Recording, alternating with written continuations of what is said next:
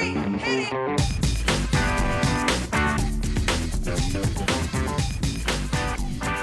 Good morning, good afternoon, good evening, and welcome to today's Caffeine for the Soul.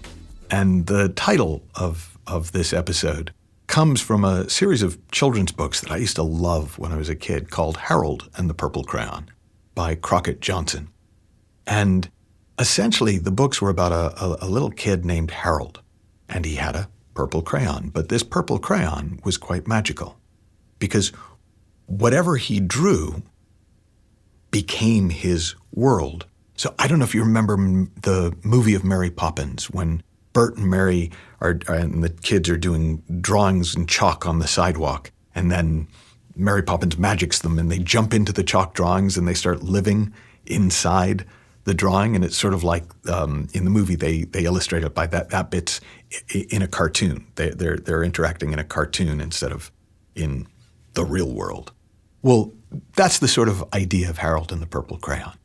So he'll draw a lake and so that he can go swim, and then he'll start to worry that he's going to drown, so he'll draw a boat, and then he'll get on the boat, but then pirates come, and so he'll draw a ladder that takes him up to a plane he has a lot of adventures with his purple crayon, and they always end with him home safe in bed.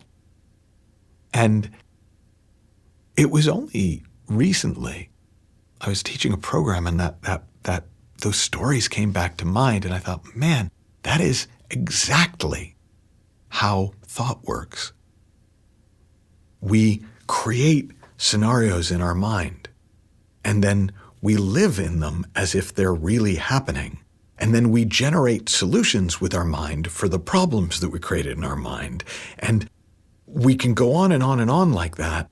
But at some point, we kind of come back to ourselves and we realize we're right where we're sitting now and everything's okay. We're metaphorically home, safe, in bed. And there's something kind of cool about recognizing that you've got a purple crayon and that the question isn't, how do I use it? You've been using it your whole life. The question is, how differently would you use your purple crayon if you knew that was what was creating the world you're living inside? Now, let me give you an example. I grew up in a world where people were scary, and there was a constant threat of danger to the point, and by the way, yes, I know this was not really happening, but I really thought for a couple of years of my life that there were people with guns waiting for me. I'd go into a room and I'd kind of pick out where they were most likely hiding.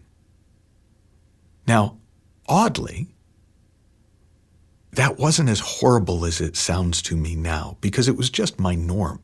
I was just used to that. But I had no idea that I'd created those men with my purple crayon. And the purple crayon is so magic that it really seemed to me like there were people waiting to kill me everywhere I went. Well, one day, and it wasn't through any great act of will or effort or therapy, I just realized they weren't there. And that was it. It was done. No lingering after effects. I didn't have to go back and erase the old drawings. I could just take the newly blank page, turn the page to the next blank page, and begin to draw a different reality to live inside of. Now, even then, it wasn't deliberate, but it was so freeing to realize that I was suffering from my own mental crayon drawings, not from real events. There were real events. There were things going on. But I wasn't suffering them. I was suffering my own purple crayon drawings. Now, similarly, I'm sure you can find examples of places in your life where you've created incredible beauty with your purple crayon, where you've created adventure with your purple crayon, where you've just made life more fun with the way that you thought about things. And that's the power and the promise of the purple crayon. The power is you can draw anything with your mind. Step into it like a chalk drawing and live inside of it as if it's really happening.